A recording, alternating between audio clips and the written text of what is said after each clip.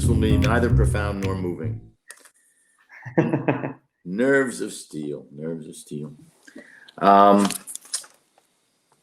Years ago, many years ago, in the late 1970s, my family and I were rusticating or vacationing or living in Vermont. All writers must live in Vermont for a year. That's the law.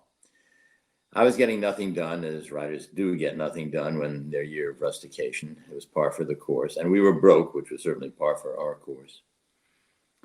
And one afternoon, the phone rang, and my wife, Jenny, got the phone and put her hand over the receiver and said, "It's Time Magazine." And I said, "We can't afford a subscription." I didn't want a subscription anyway. She said, no, I don't think it's about that. So I got on the phone, and it was the editor of Time Magazine who was calling me to ask would I come down to New York to talk about writing the Time essay. To think that I was going to be actually getting a real job was so thrilling I could barely contain myself. So as quickly as I could, I got dressed, said goodbye to the beavers and the woodchucks with whom I had been conversing for the past year, and drove down to the city. But on the way, I realized, speaking of nerves of steel, I realized that I would have to have something that indicated that I was not a rube, that I was not a country bumpkin, that I could negotiate like a big city person for this big city job. I got to the magazine, was walked around, it was an astonishing place, so big. Met Ray Cave, and we sat and we talked. Now, Ray Cave had a beard and was a very severe looking person. He was like Captain Ahab, but without the sense of humor. We talked about salary. Any salary would have been fine. We talked about the assignment, writing the Time essay. Frankly, to be honest, I never had read Time Magazine before, but I figured I could figure out what the essay was and try to cover the page. But again, I wanted to show that I had some negotiating skills, that I was a person to be reckoned with, that I wasn't just sitting there like a patsy taking all the information in. "Well," I said, my voice cracking because I was about to tell a lie, nerves of steel. "Well, I'm used to 4 weeks vacation." Now, this was both true and not true.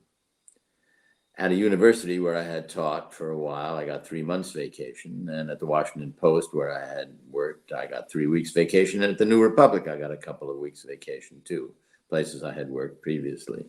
And all these places were great. The New Republic was a lot of fun. Harvard was a lot less fun. But the Washington Post was a hoot. Almost everything about working at the Washington Post was fun and funny. I was a columnist on the Washington Post, and I was also on the editorial board. And I was thinking about the word column one day, and I was standing in the urinal. Well, I was not standing in the urinal. I was standing beside Howard Simons in the adjacent urinal. And I said to Howard, doing the talking where men do their talking in a men's room, I said, "Howard, why is it that the word column does not pronounce the N, but the word columnist does?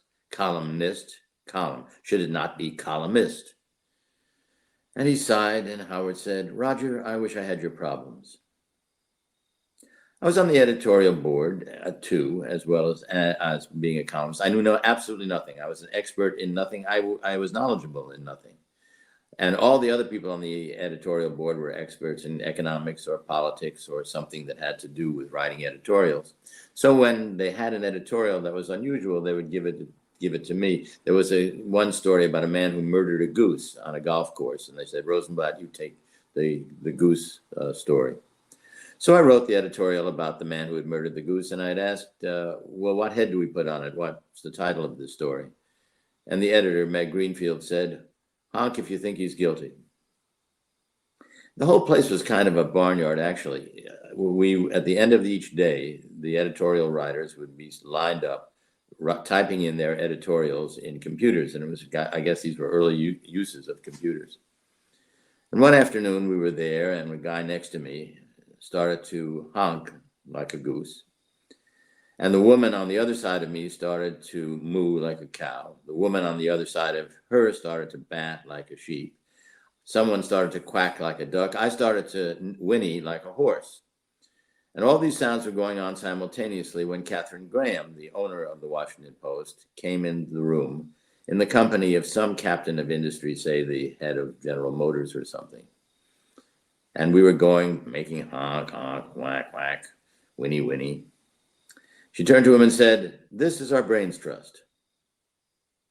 Back to Ray Cave. "Well," I said, "I'm used to 4 weeks vacation." Wasn't true. I figured the whole thing averaged out to 4 weeks vacation, but I had nerves of steel, and I was, after all, the sophisticated negotiator. "Well, I'm used to 4 weeks vacation." I looked at Cave. Cave looked at me. I could tell he could tell he was dealing with someone to reckon with, a real negotiator. Finally, after a pause, he said, "Well, Roger, we ordinarily start with 5 weeks, but in your case, we'll make an exception." Thank you.